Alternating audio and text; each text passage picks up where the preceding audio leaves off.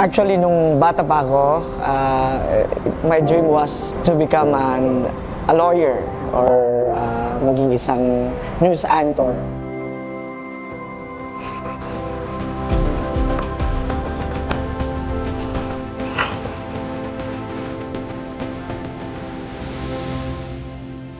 Pero nung high school ako, my family had no means to support me, and I don't know, bigla na lang may pumunta na vocation promoter sa school namin, si Father Burbs. In fact, he was the first priest na pumunta sa school namin. Tapos, it was also the first exam na tinake ko for the seminary, entrance to the seminary.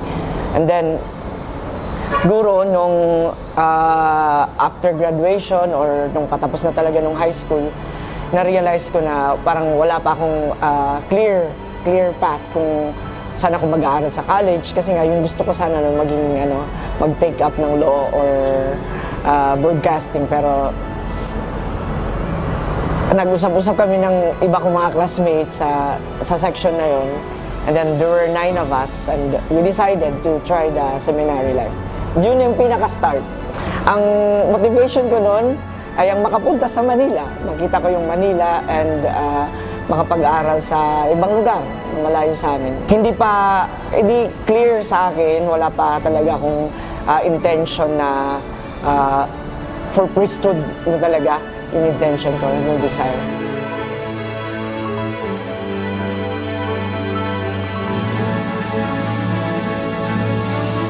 OMI yung pinili ko kasi una sabi ko nga, kasi sa Manila yung formation house, and it was my dream to go to Manila. And yung nagustuhan ko actually hindi ako na-attract doon sa yung black belt or yung cross. Mas nagustuhan ko yung pagiging missionary, yung character, yung nature ng Oblates, ng OMI, yung you get to be sent to other parts of the world, and then you get to see different places. Kumbaga yun ang talagang nagustuhan ko, na parang may adventure, you're always on the go, parang you get to see and have an experience even in different places or cultures. Parang yun ang nagustuhan ko sa yung mission talaga, na hindi magstay sa isang lugar.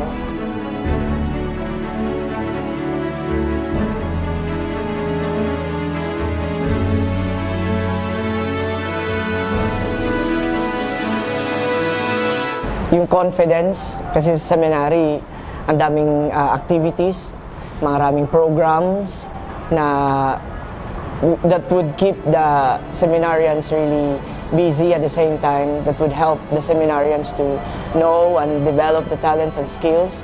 And I think ako, when I was in college sa seminary, in the junior rate, I was given many opportunities for me to hone my talents, my leadership, and really to gain confidence when it comes to speaking sa harap ng maraming tao, and yung magkaroon ng confidence sa singing din, and ma-involve sa makapag-try ng ibang sports like basketball. Kasi nung high school kami, we were not given that opportunity to play basketball, volleyball, and other sports and engagement. Basta meron sa seminary, yun ang masaya. Nagkaroon ako ng home. That feeling na parang nasa right place ka, yun yung pakiramdam ko sa seminary. And siguro, I was telling myself also na maybe really God is calling me to this kind of life. So tinry ko, after college, so I decided to persevere. Pumasok ako ng postulancy, and then novitiate, and then scholasticate. After my second year theology, that was 2009, so pumasok ako ng seminary in 2001. So after more or less 8 to 9 years, after my second year theology, nag-decide akong lumabas ng seminary. Kasi that time, I felt like I was not ready for this kind of life. Parang yung decision ko na maging isang pari, parang nare-realize ko malapit na eh. But as I look at myself, parang nakikita ko sa sarili ko na I was too young, and I was not ready to fully embrace this kind of life. Na parang meron akong hinahanap that the seminary formation could not provide for me anymore. Na there was really a strong desire for me to experience working outside, to experience the life outside the seminary. When I was outside, I would say I was also happy, masayang buhay sa labas. And I think yung dinidesire ko na ma-experience, I was able to find it outside. Nagkaroon ako ng several work opportunities. Naging teacher din ako, nagturo ako ng theology sa Assumption College. And nag-work din ako sa isang advertising company. And napabilang din ako sa Thomson Reuters company. So marami akong naging experience sa labas na talagang nagpag-gain sa akin ng confidence, more confidence, and at the same time parang mas na ano ko yung sarili ko na I can really stand on my own, na I can do a lot of things, and I have many gifts. Parang yun ang ano ko ba? Oo. Then yung nagkaroon ako ng opportunity to earn, nagkaroon ako ng sahod, and with the money that I had, so I had the chance na makapag-bakasyon sa ibang lugar, not outside the country, pero at least dito sa Pilipinas na nalibot ko siya. And na-enjoy ko yung life ko. Yun, may pera, nakapag-support ako sa family ko, and yun, parang I was happy also outside. Sabi nila si Eko magaling, nakita na nila ako agad ng potential. Siguro after 2 months pa lang, promote na ako. I was given that chance already to take higher position. Naging quality specialist ako, analyst. Pero hindi rin ako nagstay sa company na yun. Actually, they were already preparing me to become a manager. Pero I did not fit sa dun sa hinahanap nila. So hindi nabigay sa akin yung position na yun. But I think naging blessing in disguise din because from that one company, nag-open yung another opportunity for me, yung nakapasok ako sa Thomson Reuters.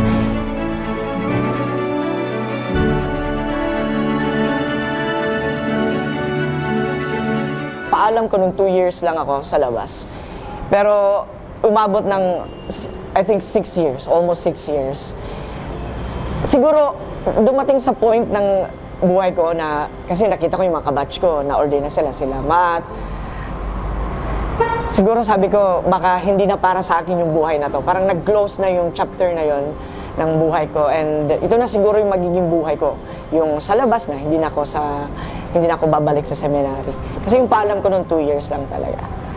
And then, suddenly, the desire for me, let me just say na yung desire ko noon na lumabas sa seminary, yung that strong desire, parang bumalik yun sa akin unti-unti. I had the same strong desire na bumalik ulit sa seminary. It was the same strong desire na nasa loob ko ba, na hindi ko siya maintindihan during that time. Na parang I would wake up early in the morning, tapos magigising ako, tapos yung unang papasok sa isip ko kagad, yung seminary life ko.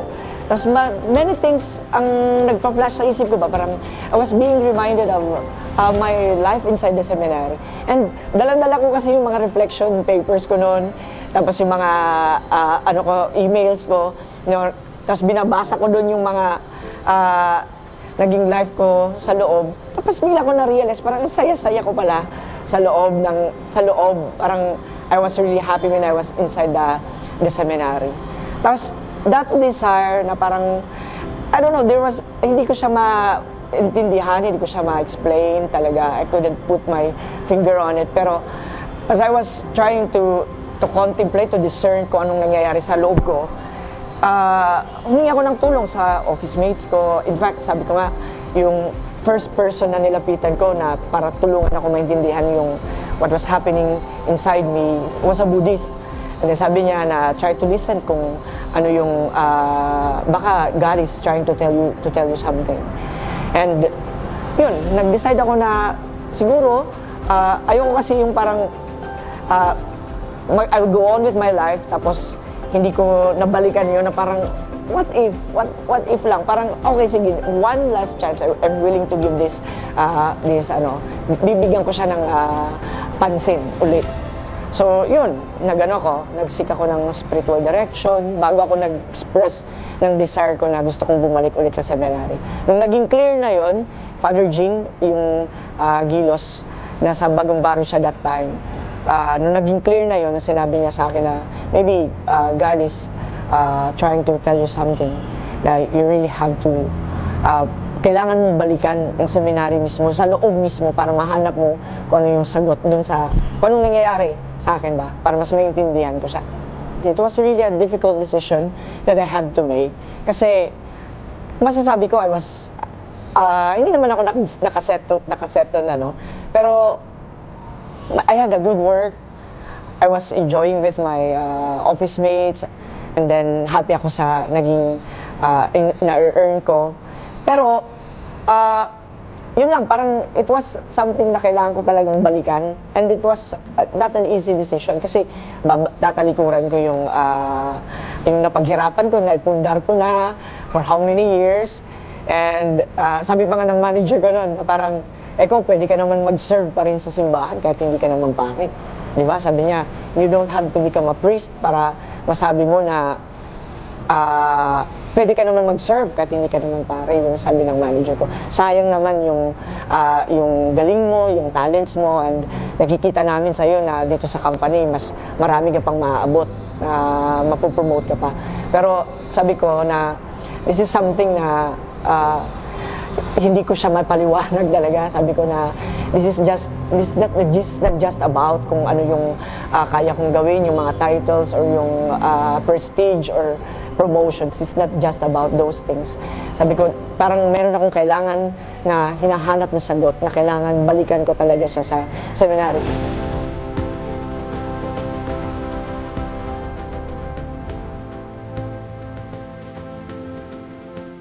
When I received the news na you have been readmitted, syempre, of course, I was very happy kasi parang mababalik ako sa seminary. Nung pasakay ako sa eroplano, tapos umiyak talaga ako, tumutuloy yung luha ko kasi sabi ko, parang hindi ako makapaniwala na babalik na ako ng seminary, tapos ganun-ganun lang, parang iiwan ko na lahat. Tapos ako na mag-isa, wala akong kasama.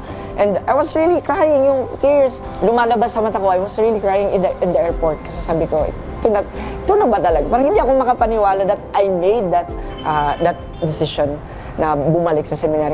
And inside the seminary, yung pagbalik ko, second novitiate, ang pag-ulit ko, nung una, nahirapan ako kasi yung mga nakasama ko sila Fidel.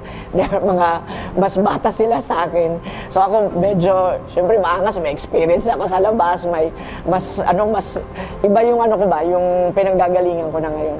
Pero somehow, we're able to work with our differences, kasi yung kasama ko mga novices na mga balikbayan din sila, galing din sila, nag-work din sila sa labas, mga returnees din sila. So somehow nagkaroon kami ng common understanding, and then yung second novitiate ko, naging maganda siya, masabi ko na mas naintindihan ko kung ano yung oblate missions, mas na-appreciate ko at mas naintindihan ko yung buhay ni St. Eugene de Mazenod. Parang everything mas naging clear sa akin. Mas naging klaro talaga sa akin yung ano yung oblates, ano yung OMI, ano yung missions, at sino si St. Eugene de Mazenod.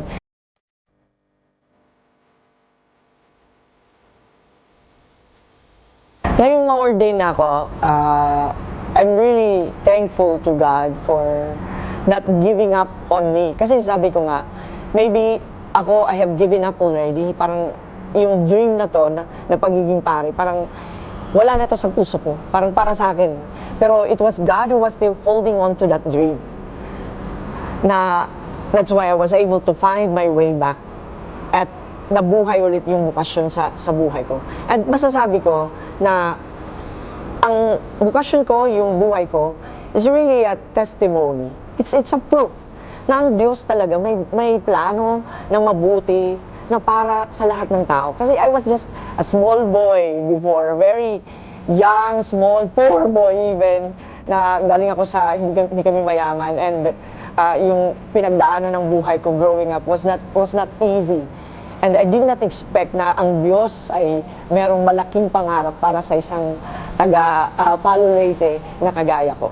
So sa lahat ng sumuporta sa aking vocation, in my journey for almost 23 years to reach this point, I would like to thank you from the bottom of my heart for your support, for your love, for your prayers. And of course, to the Oblates of Mary Immaculate, to my brother Oblates, thank you very much for accepting me again, for making me feel that I belong to this congregation. And of course, to God for thinking, for being blind, and for calling me into this vocation. And I know that I am not worthy in this life, in this kind of life, to be called.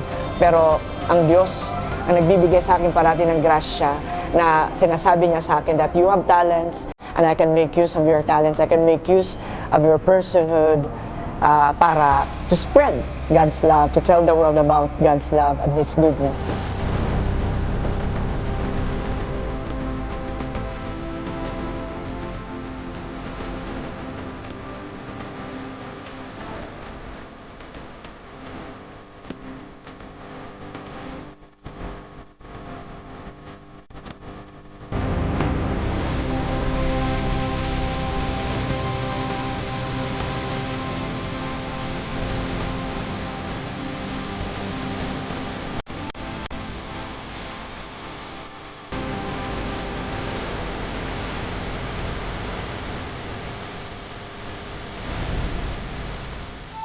Please don't forget to like and subscribe to our YouTube channel, Oblate TV.